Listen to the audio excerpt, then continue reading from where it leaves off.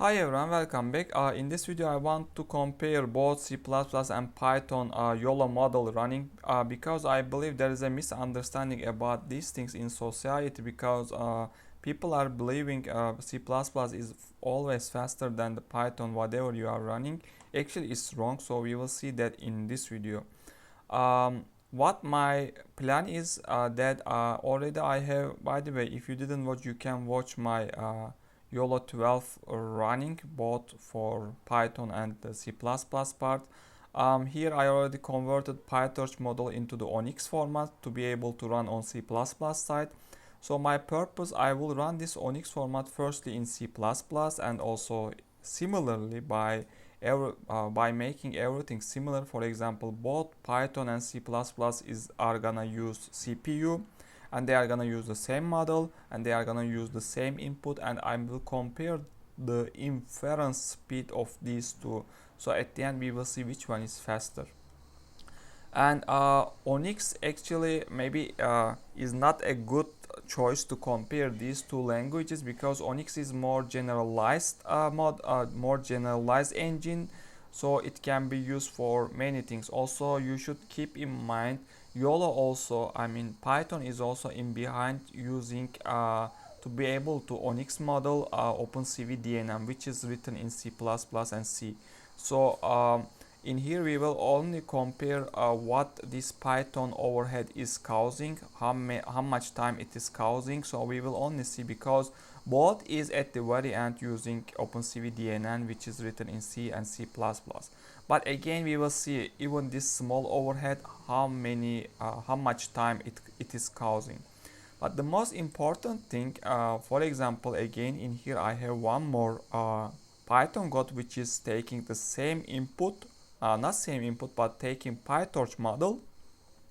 So in here we are gonna run it via on the Ultralytics backend, but still with CPU. As you can see here, we will run it with CPU and the rest of the code and other parameters are gonna be same, and I'm expecting to see same result with the same video.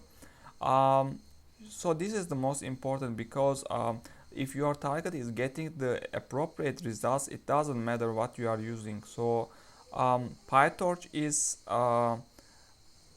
the backend, is the kernel side is optimized well for both CPU and the GPU. So in here we are gonna get a surprise. Okay, so first of all, let me close here. Let's I already prepared the code and let's run the C++ one. I already put also a speed measurement, and we are seeing that in here via on the millisecond. And okay, so oops, sorry, what's this? Anyway, so this is gonna run the C++ executable, and now we will see how much time is taking. So for per frame is taking around 90-80 milliseconds for this video. And similarly I want to run for YOLO 12, which is also using ONNX model, and now we will see how much overhead is causing. And this one is yeah, this and you see now is causing 120 milliseconds around. So you see even the both are using the same backend, same kernel, which is OpenCV and but you see this overhead still causing 30 milliseconds. This is if you are comparing by percentage, it's around 33%, 35% slower than the C++. This is because of the overhead, even is using the same backend. So you should be careful about these things. If something is specialized and the behind is using C++ and you are trying to run it with Python, this overhead can cause you time. This is important one.